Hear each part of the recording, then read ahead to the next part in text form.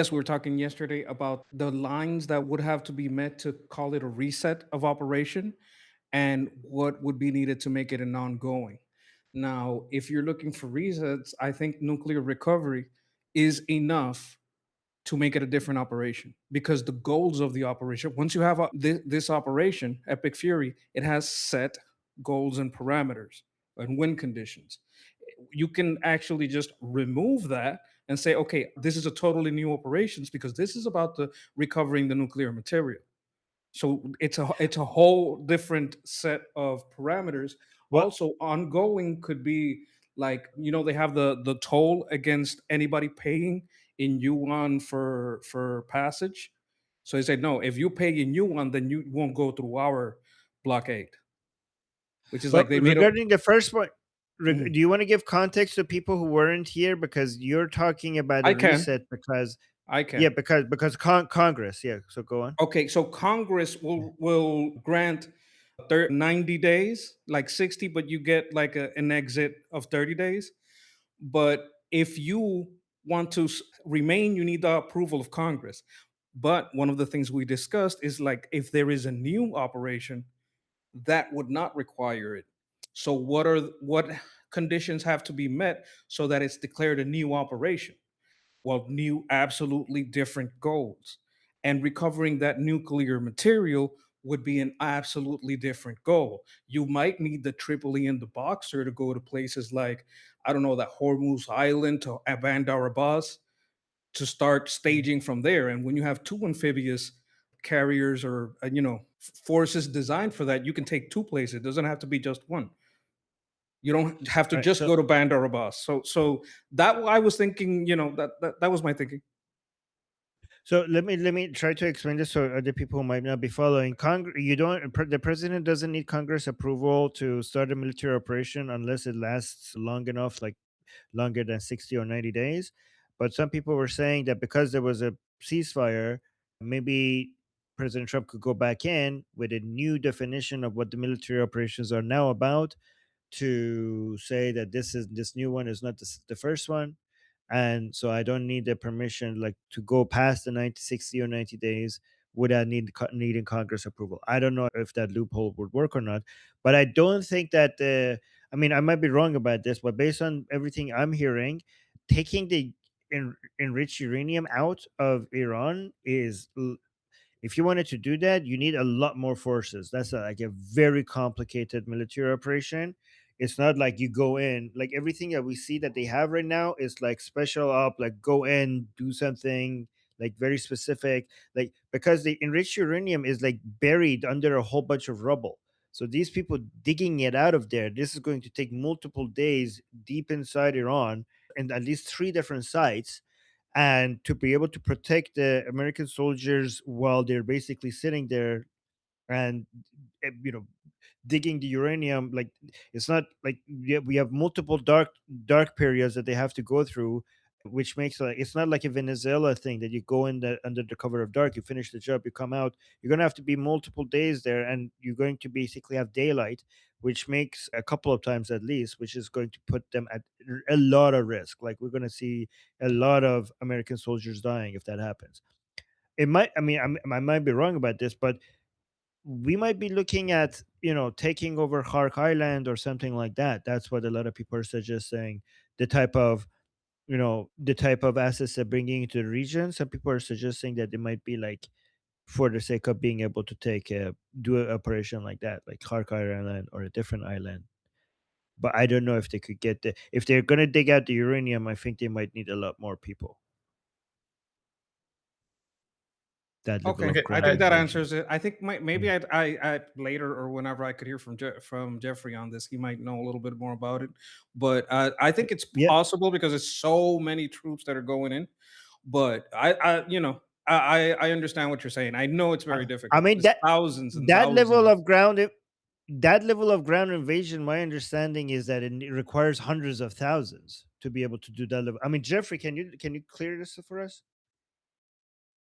I mean, I don't know, Jeffrey. you mean Tell us. which ground invasion for what? For Carg Island? No, no, no. I'm saying like the type of military assets that are coming and that Americans are bringing, it looks more like what's required to do something like taking over Hark Island.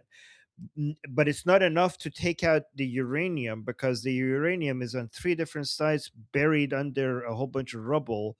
If that was the operation, that would be require like a level of ground invasion and staying there for multiple days. I think for that you need a lot more people if that was the plan, right? So assessed of like doing like this before we bomb those areas. We looked at, okay, what if you used all, special operation guys going under there? As I said before, sub T or subterranean operations are very dangerous, particularly if you've already now bombed it. So now it's structurally unsound. You have no idea. It's not just if you bomb and collapse the tunnels, which is much of what we did to give a function kill, and then we're targeting other parts of it to try and destroy the stuff under, to further have a hard kill. So you have these collapsed tunnels. It's no longer you send guys in like a team, like do, do, do, do, do, and they go and grab the thing and they walk out because the fucking tunnels collapsed, right? You'd have to have like combat engineers and nest and all this other stuff. I mean, that would be a lot more than just sending in like 12 hard pipe hitting crackers to go and like take the Yeah. box, like take the special box out, like something out of Hollywood. So you're So, talking about a much more significant operation. I mean, I don't know about hundreds of thousands. I mean, if it was a secured area, you probably need a No, I mean substantial. it as a I condition mean, for a reset, not necessarily just with the Oh, forces we're there now. no, no, no, yeah, but I'm thinking like if they wanted to, okay, if it's just an excuse for a reset, maybe you're right. But I'm just saying if they actually wanted to do it, we're talking deep inside Iran. Like they have to go all the way deep inside Iran and just stay there while they're doing this crazy engineering like stuff to pull this uranium out. That I think that requires like hundreds of be very thousands because they dangerous. would be sitting ducks if they. It's very dangerous. I Yeah. mean, we So when don't we have looked at THAAD it, with them. We don't have the Patriot system with their like missiles and drones will become like think about Iraq with the IEDs, but now the IEDs are flying. Okay, so I think you need a lot of and not you have no THAAD, you have no Patriot system. So this is like we're talking about a lot of soldiers dying also for like that kind of trying an to operation. supply them from the air, right? So you're dropping. When we looked at like, okay, here's all the special forces in the entire U.S. and Israeli like military, right? To send them in to do like a mass, like tier one operator, like shock and awe to grab the stuff underneath Fort Al Isfahan because we looked at different things to take out Fort Al Isfahan the tons. And, even if you dropped everybody there, the casualties are very high, or at least were assessed to be very high. This is, of course, before we did our air campaign and all that. So, sure, the Iran military has been obliterated. Still, like Armin's not wrong when he's talking about the loss of strength rate and stopping power of water, or sometimes called the tyranny of distance. So, I've dropped these really very well trained, unbelievably lethal, very true guys inside a country where we don't know if we can maintain logistics or they'd have to be supplied by air and all this other stuff. I mean, it would be very, very hard to do.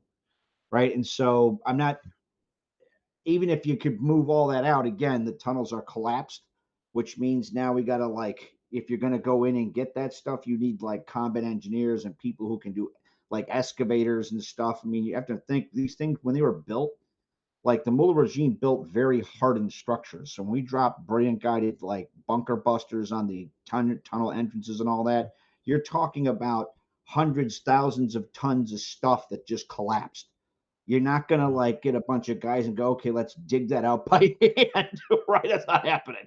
You're So gonna need so like heavy equipment just to be able to get entrance or access to that okay. facility. So I mean, So Armin's we're not gonna wrong when we're he's saying it running would it. be much. It would be very, very. That would be very involved. As far as grabbing card, yeah, we're getting ready to snap that up now. Just like Donald Oh, shut down the strait now. Yep. So all there's right, probably Jeffrey, a better because condition we're for a the reset. guys, the list is really long. I'm just going to read one line and then we go to the next person. Approximately 150,000 American ground troops moved into Iraq during the initial 2003 invasion of Iraq, including support. But if you include support personnel, sailors, airmen, stations in the surrounding region, the total U.S. military presence for the operation was approximately 250 to 300,000 personnel. And I think like if you're going into the heart of Iran, into Esfahan to stay there and be able to dig that out, that is some that's what you're looking at. That's what's needed. Anyways, but yeah, I'm not disagreeing with you that like for reset you might just be able to, you don't even have to I'm do just it. You could wanting just conditions for a reset. There might be better reasons, better new operating right, conditions that are sought. That's not that, but it would right, yeah, necessitate a reset. yeah, Yeah, yeah. so Mm. I looked it up a little bit, and apparently, when the president wants to use the military under the War Powers Act, he can direct the military immediately because you can't wait like for congressional approval to just do anything. And then, according Yep. to the act, the president has to submit a report within 2 days, and 60 days after the submission of the report, he has to terminate the use of the armed forces unless basically Congress approves. So this report was submitted on March 2nd, and I think it was like available online on like March 3rd or 4th. So probably if any sort of reset is attempted with this ceasefire, we're going to see like within a week of resumption of operations that some report got submitted like that. So we'll know if that's even being attempted. Jeffrey? Interesting. Well, we need to like, can we not do responses anymore because the Okay. list is growing? Okay. Unless Jeffrey could do it in 30 seconds. No, Oh, okay. I mean, again, War Powers Act is it gives the president the unquestionably the ability to engage in military operations for 60 days with the potential to request another 30 days. So 90 days, no questions asked, and he has to inform Congress within 48 hours of the onset of military operations.